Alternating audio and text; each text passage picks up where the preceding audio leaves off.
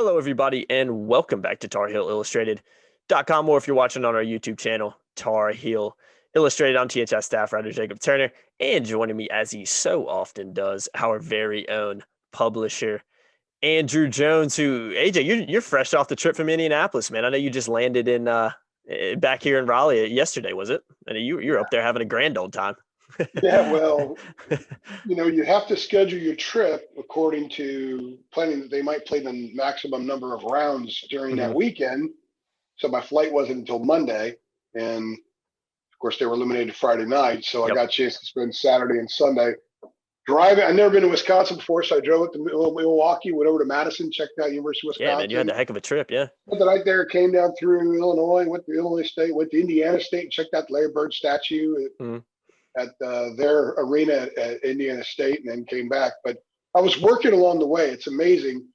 This isn't a basketball podcast, but so much basketball stuff's going on. So yeah, you're not lying about that. I'm like driving through Wisconsin on Saturday, looking at all these milk farms, cheese farms, and I'm talking to David Sisk and other people and sources. And then Sunday, I'm driving through the incredibly flat Illinois, which reminded me a lot of Kansas. And I'm just buzzing along 85 miles an hour, and people are passing me, and I'm on the phone getting information, the latest on the craziness that is Carolina basketball right now. So not a lot of football thought or talk, but that kind of exploded today, Jacob, with spring practice starting and Mac, Nature and Means, and Sam Howell. And that's what we're going to talk about here today, obviously. But it was a great trip, exhausting trip, and it's even more exhausting now that I've been home with all the chaos going on with basketball and football launching today.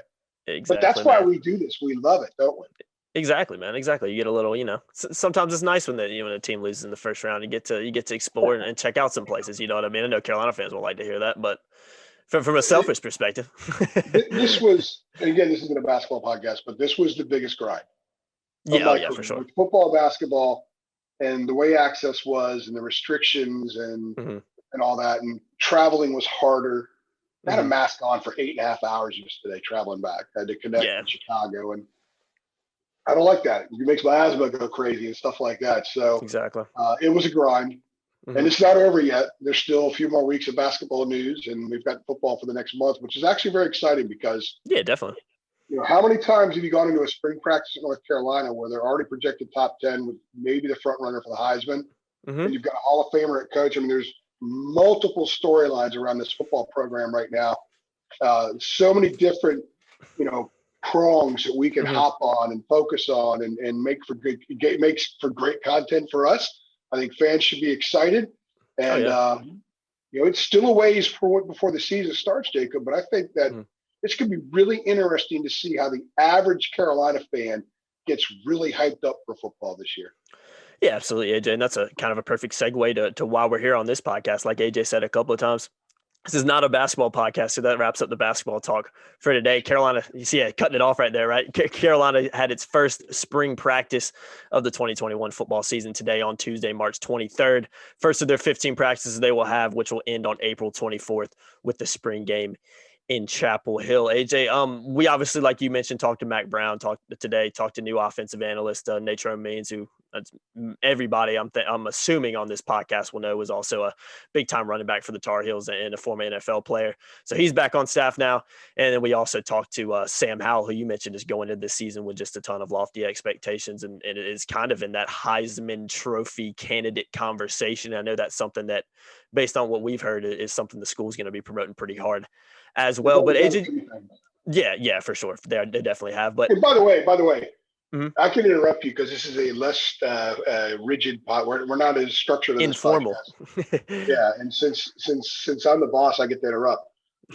But for those of you who didn't see, those of you younger people out there who don't really know much about Nature Means or never saw him play, he was Javonte Williams before Javonte Williams. And I would argue he was better than Javonte Williams. I was watching highlights of him today, man. And I've seen highlights of him in the past, obviously, but today, man, just the size on that guy to be running like he was. And even Max said something in his press conference of like, we showed the team highlights and they were watching, Nature Means back when he played at Carolina, and they were just like oohing and ahhing at some of the stuff he was doing. Yeah, they finally turned him loose about the midpoint of his freshman year, and boom. Yeah. And he just went hog wild for a few years, and one of the most important players Mac had in his first stint because I think he said that today too. Yeah. In yeah, his well, kind of press conference.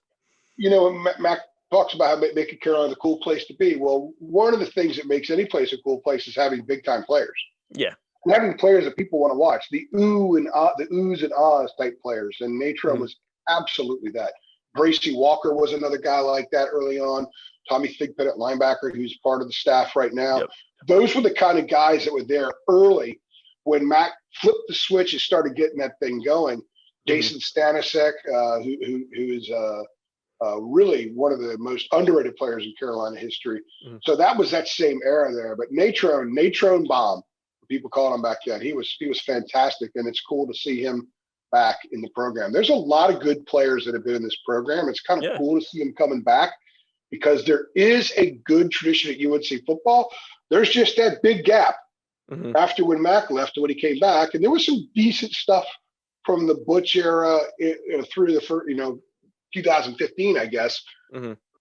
But it is cool to see Mac kind of rekindling that stuff. And I think that's where what's going to be interesting about this year as we get closer to the season is a lot of the talk is going to be, can this be the best Carolina football team of all time? It'll have some decent competition. But I think what will be really neat from what we're going to do during the offseason is we're going to go back and highlight some of those great teams and when Carolina football was at its peak, because it's bumped its head on the ceiling a few times in the past. Yeah. They were about to break through nationally in a big time way, and they've never been able to do it. The Choo Choo Justice teams were so close. They were number one time for 1 week. There were a couple of Dooley teams that were awfully good. The early 80s, 80, 81, the first part of 82, the Lawrence Taylor, famous Lawrence, Ethan Horton era, but they couldn't get it done. Mac's last couple of years, they got so close but couldn't get it done. Now the question is, can they actually get it done? And that's why spring football is so important. We're going to talk about because what you see in September and October, so much a part of that process began today, Tuesday, with the start of spring practice. And it was fascinating listening to Mac sort of outline the goals and discuss the different variances within the program and how important and how meticulous they are because they know shore up a little thing here, shore up a little thing there. And that's how you move this thing forward when you've already gotten pretty good. So it's going to be, it was fun to watch them build from a mess. Yeah. Now, for lack of a better word. It's going to be more interesting to watch to see if they can, the closer you get to the top, the heavier the boulder gets. They've got to push that boulder forward. And it's going to take all their might to push that thing forward. And that's kind of where they are right now. And that's what this spring is about, pushing that boulder forward a little bit more. And I think it's going to be really neat to sit and watch for 15 practices. We won't be able to watch a lot of them, but we do get in Saturday, which I'm excited about. Yeah, it's going to be nice to actually, see some Carolina football. It'll be as close as we've been in a long time, at least. I know that for sure. So that's going to be fun to do on Saturday. Be back in Kenan Stadium for a little bit. But AJ, you kind of already talked about it. One of the first things I wanted to hit on real quick, you talked about the expectations that the program's having and has going into spring practice this season, after, Mac Brown's first 2 seasons, building some of that confidence, building some of that positive play.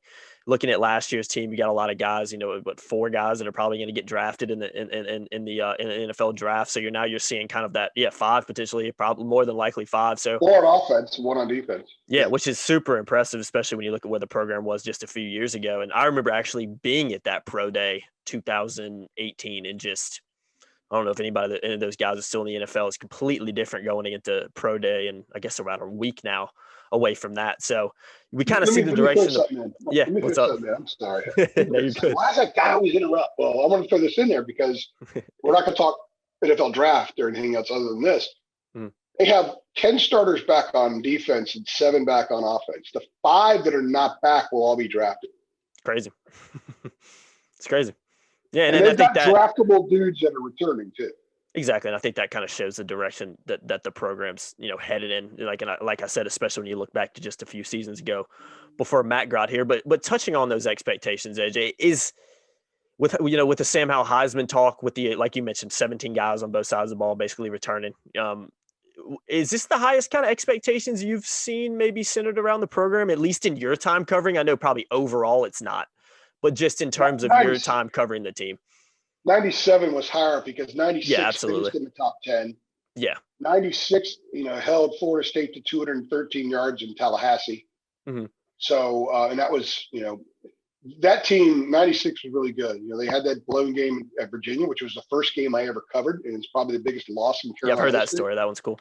Mm-hmm. Absolutely. And the 97 team had a ton of expectations, and they started the season in the top 10, stayed in the top 10 all year long. And I guess they got to number 4. They're number 4, I think, when the Florida State game. I think it was 3 versus 4, game day, Judgment Day, rather. Yeah. One-time game day has been at Chapel Hill. Maybe what might give this more hype is the fact that they have a legitimate Heisman Trophy candidate and perhaps the front runner once we get to August. Yeah, I think he's definitely got to be in the conversation, especially when you consider, I think one of the reasons that Sam maybe hasn't got even more attention that he's got over the past couple of years was probably down to the fact that, the best quarterback in the country and Trevor Lawrence was in the same conference as him, a team that's competing and playing a national championship. I think if Lawrence isn't there, I think the hype around Howell is even higher right now, but that's just an unfortunate part of playing in a really good conference like the ACC. So I also think part of that's playing at North Carolina. Yeah, exactly. Yeah, it's a good point. So, Carolina does get attention when it's good in football because going back to what I was saying earlier, because it's had flare-ups. It's finished in the top 10 in several decades under several different coaches. So when Bobby Bowden used to talk about sleeping giant, he wasn't just blindly throwing a dart at the wall. No, definitely. There was a reason he said that. But I think that also, the 97 team opened the season at home against Indiana, which was at the time. Yeah. This team's opening up at Virginia Tech. Mm-hmm. So I think if you add the opener will often influence the amount of hype. Imagine, remember a couple of years ago when they opened against Georgia in 2016, they were coming off that game. Great year, that 11-win year. Mitch Trubisky, I think a lot of people, the coaching staff knew he could go. Mm-hmm. They just didn't recruit thinking that because the realization was so late that, this guy, the NFL scouts love this guy. Yeah. We'll watch him work out.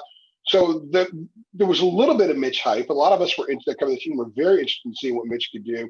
But they opened against Georgia in the Georgia Dome. But and there was a lot of hype around the fact that they were playing that game earlier. Last year, if they would have, I guess they would have opened up at Central Florida. I think there would have been a lot of hype for that. But this is at Virginia Tech. This is a program Carolina fans have learned to hate pretty quickly. It's been a nemesis. The way they lost up there 2 years ago, a game that you covered, you were down the sideline for that one, shooting videos and photos for that one. And the 6 overtime game. Mm-hmm. And if they can check off a win in Blacksburg off the list right out of the gate, how huge would that be for this team? I think all those factors will play into the kind of hype as it builds. And it'll be interesting just to see what kind of buzz we get on our site, the feedback we get from our coverage here over the next month. The spring game is April 24th, so you got a month. Mm-hmm. And they're going to practice 15 times. And it's going to open up more. They're going to be able to have some people in Kenan Stadium for the spring game. So a lot of these things will be very, very interesting. 2010 had a lot of buzz, too. That was a club that, remember, in the spring game, they had 30,000 people for it, and ESPN televised it live. Mm-hmm. That was a club that, Marvin Austin and ton of talent. All those guys. And then, of course, they all blew up.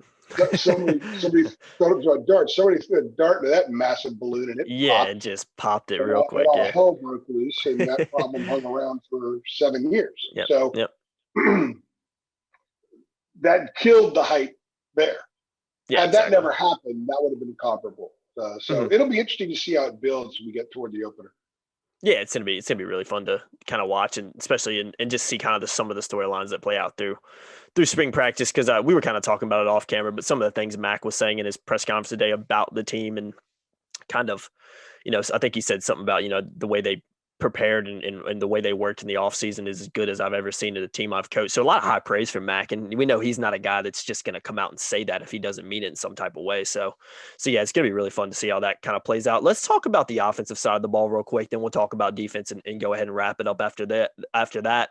We talked about some of the guys they're losing, Daz Newsome, De'Ami Brown, Michael Carter, Javonte Williams, but they are returning 7 starters. 2 of those guys, Garrett Walston, Bo Corrales, guys that are here for, an extra year, and they got that through the NCAA eligibility rule, through COVID. So you've got a couple veteran guys and them coming back that can provide a little help to the, the tight end room and the wide receiver core, especially because the wide receivers are going to be a particularly young group. But just looking, you've also got, Tyson Chandler coming in from Tennessee as a transfer running back. And there's a lot of kind of new things that we're going to see. A lot of young guys are going to obviously have to step up and have bigger roles this year. And speaking of Chandler, a guy that's going to have to come in and get used to a new system, a new team, and is really probably going to have to carry the load for the Tar Heels at the running back position when you look at just the lack of experience at that group. But I think when you've got 7 starters returning, a lot of that on the O-line as well, and you got a guy like Sam Howell back there who's a potential Heisman Trophy, legitimate, I should say, Heisman Trophy candidate. I think there's a lot of reasons to be excited about the offense as a whole, and we'll see how things play out over spring practice and going into fall camp and whatnot. But it definitely is, you've got a lot of yards to replace, and I think there's no doubt about that. Yeah, they have a lot of yards to replace, but I think that they have a really good system, and they have a great college quarterback. Yeah, phenomenal. And I agree with you. Having Walston back is huge. It is. Yeah. If anybody has tapes of last year's games, go back and look at how much he actually held back and was in pass protection. Yeah. That's one of the reasons he didn't catch a lot of balls. Sam kind of hinted on that today. He said that today, yeah. Mm-hmm. And his pass protection was important. I think when you look at Ty Chandler, I think one of the things that he's going to be able to add that's absolutely needed. One of the reasons they had to go out and get a veteran is because of how young the rest of the room is. And DJ incredible. Jones and those guys might be able to run the ball, okay, but can they pass? Can they protect the passer? Can they pass block? Mm-hmm. That's the most acquired thing that running backs need when they get to college, because how many of them have to even do it in high school? Yeah, not at all. Not a lot of them, don't have to, yeah. Yeah, absolutely. But Ty Chandler has done it. Mm-hmm. In college 4 years, he's done it. Put up some good stats at Tennessee too. I mean, he had a good career over there. Mm-hmm. You were up 2,000 yards. You played in the SEC. He was their offensive MVP, I think. Yeah, I think he's 5th all time in all-purpose yards there in Tennessee history. He's a guy that's been through it, been there, done that. It's always good to have been there, done that guys that have had some high-end success. Mm-hmm. But I think for Mac, when he was talking about the goals for the offense this spring, first thing he said was fewer sacks. Yeah.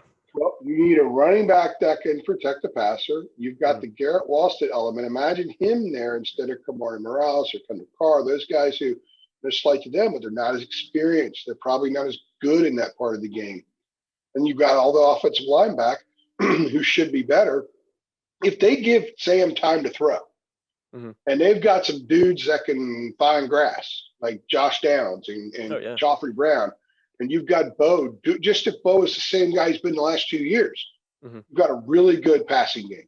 Yeah, then if Chandler can provide a little more than what he did at Tennessee, because he's going to have a better line, he's going to be in a better system, a better scenario, he's got a great quarterback behind him, it's going to make things a little bit easier. Chandler could be a 1,000-yard guy. I don't think you're going to see what they saw from the running game last year. I don't think they necessarily need it. They need to be good in the run game. But if they're good in the run game, and phenomenal in the pass game, that could be enough to win 10, 11 games and so on, because I do think through the schedule, there's a lot of potential. There's potential to win every game on there as isolated games. So I think Chandler's going to be one of the really important players this spring. And hearing what Mac and Phil Longo and those guys say about him throughout spring and then this summer will be really important. So we can kind of get a feel for how they think that he's come along and how he'll fit into things. So far, high praise for Ty Chandler. Yeah, definitely a lot of praise for Chandler. And yeah, I agree. I think the offense, we'll get into the defense in just a second, but I think the offense is returning a lot of talent and a lot of young talent that's up and coming that either proved they could play at this level in the Orange Bowl or had some other opportunities early in the season. I think there's a lot of things to be excited about from a Carolina fan's perspective if you are one, going into the season. But flipping over to the defensive side of the ball, man, I mean, Carolina is just returning a ton of guys. All 11 starters from the Orange Bowl are returning. The 10 of the 11 starters from last year's team are coming back, and obviously the guy that left is Chaz Surratt, who's more than likely going to be a first-round, second-round pick at the latest in this year's draft. So, I mean, the defense just returns a ton of talent. One of the things that we talked about last season was, I believe it was the Wake Forest game. Correct me if I'm wrong on that, but we really saw an influx of youth start to play on the defensive side of the ball, especially second half of that game in particular. And once we saw that, I think we saw the defense grow a little bit better, perform a little bit better, be a little bit more confident. I think that kind of all assimilated into one in the Orange Bowl when we saw just a ton of youth getting chances. Eugene Asante has been talked about a ton as a guy that the coaching staff has a lot of high praise in, and we saw the glimpses of what he can do in the Orange Bowl against a really good opponent, an SEC opponent, I should say, in Texas A&M. So I talked about the offense at first to say, yeah, a lot of reasons to be excited about that group. But man, looking at the defense, when you just got that amount of talent coming back and you've got that amount of youth talent as well that really haven't played a ton of snaps yet, that proved last year that they can play at this level, I think there's just a ton of reasons to be really excited about what this defense could do, especially when you consider and look back at some of the defenses that, this program has had over the last 5 to 10 years, especially. It's been pretty bad at times, but I think this group has the potential to be really, really good. Remember, we did a podcast after the flurry of opt-outs for the bowl game. Mm-hmm. And one of the things I said, a lot of fans are all irate and ticked off because they wanted Chaz and Diami and those guys in the bowl game. But I said that the benefit of them not playing is the staff's going to get a healthy sample of what Asante can do, what Josh Downs could do, and those running backs.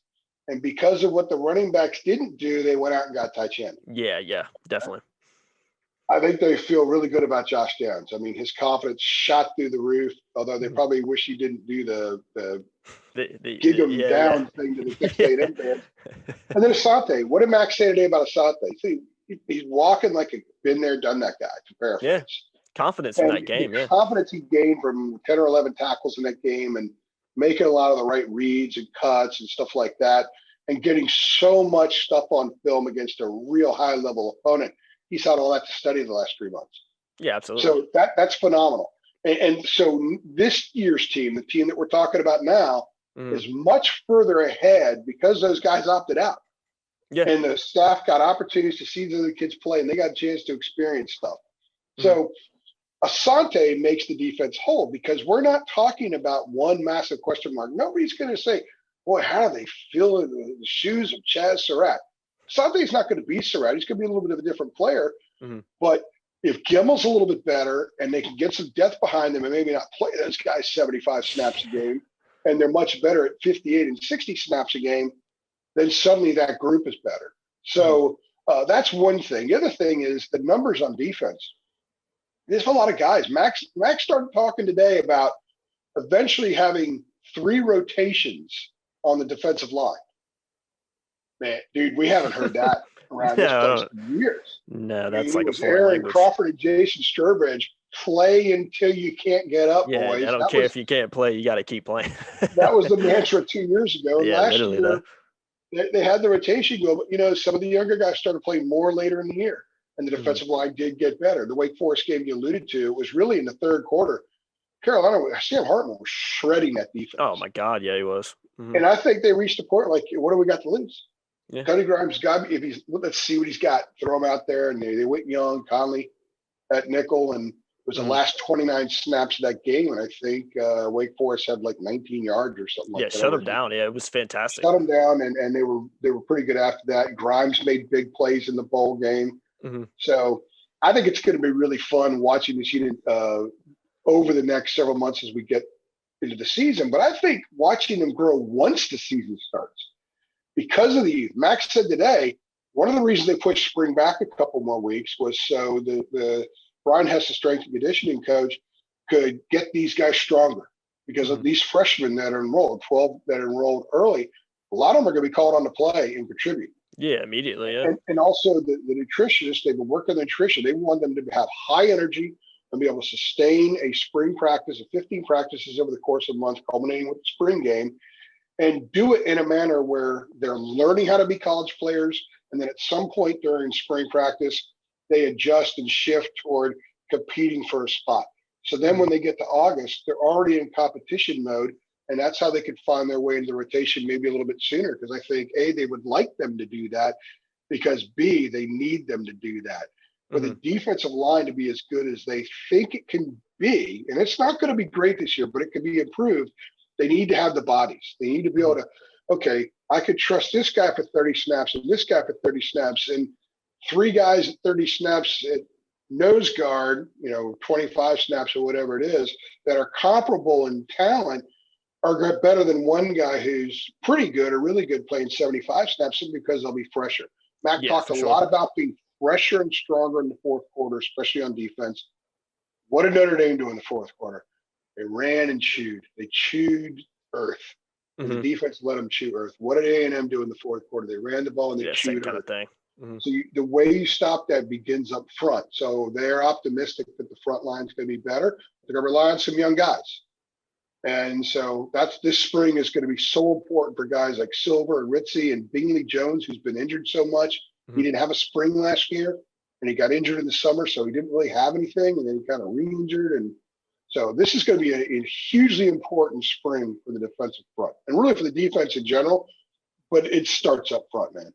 Yeah, 100%. Any good football team, it starts in the trenches. You got to be solid on both sides of the ball. So before we wrap this thing up, just a lot of reasons to be optimistic, I would think, if you're a Carolina fan heading into this. Well, not even optimistic, a lot of reasons to be excited about what this team could be. Would you kind of agree with that? Well, I mean, how often does North Carolina go into a season in the top 10 with a Heisman Trophy candidate? Yeah, never. Well, it's happened. Barely, if ever. Yeah, but it's been a while, It's happened. I mean, they've had that before. And like I said, and we'll chronicle some things in the offseason about where they bumped their head, but they never punched their head through. Well, can this team this year, and that'll be one of my storylines going into the season, can they be the breakthrough team? Yeah. Can North Carolina finally break through? I think there's a lot of potential. I think the schedule is laid out in a manner that can happen. So Carolina fans should be excited. But I'll tell you what, for us who cover the team, we look at the team through a different lens than the fans do. And I'm thoroughly excited about the multitude of storylines. Yeah. The fact that we get to see practice there. We get to see any practices last year. Because everything was so shut down. Now they're practicing in Keenan on Saturday. We have to be in the stands and social distance and all that kind of stuff. I'm fine with that. I think it's fantastic because I want to be there. And we're going to feel a little bit more normal, and we're going to get to see these kids in person. You're going to get to shoot some stuff, and we'll be able to provide some of that content on our site and on our YouTube channel, which y'all are watching here right now. So I'm looking forward to it because we have to rely on what they said last year. Yeah. And not that they're not honest, but they're going to tell us what they want to tell us. That's what they do. Exactly. We get to go in there. We get to see for our eyes. I mean, I get to see Keyshawn Silver Saturday. I can't wait. Yeah, it's I can't wait to see what he looks like. And then they're wearing shells on Saturday, so and we get to see him with a little bit more stuff on. We're going to see how much bigger Teddy Grimes is. Oh yeah, it's going to be fun to see. I remember Maxon put on 20 pounds during the season last year, which is amazing. That's crazy. Guys have to work hard just to maintain their weight during the season. I know. So from our standpoint, there's so much to write about, so much to talk about. And from a fan standpoint, I think that'll be exciting because they won't be reading the same story every couple of weeks throughout the offseason. There's going to be a lot of different prongs here. And that to me makes it exciting for everybody. Absolutely, AJ. Good stuff, man. Yeah, and like AJ talked about, we'll have all the coverage here at TarHeelIllustrated.com and on our YouTube channel over the next month or so as Carolina goes from practice 1 today and into practice 15 and the spring game on April 24th. So just keep checking back here, TarHeelIllustrated.com and our YouTube channel, Tar Heel Illustrated. I've been Jacob Turner. He's been Andrew Jones. As always, guys, if you enjoyed the video, let's even do this. If you're optimistic and excited about what this Carolina football team can do in the 2021 season, go ahead and give this video a thumbs up. Share it with your friends. Subscribe to our channel as always, and we'll see you in the next one. Thanks, guys.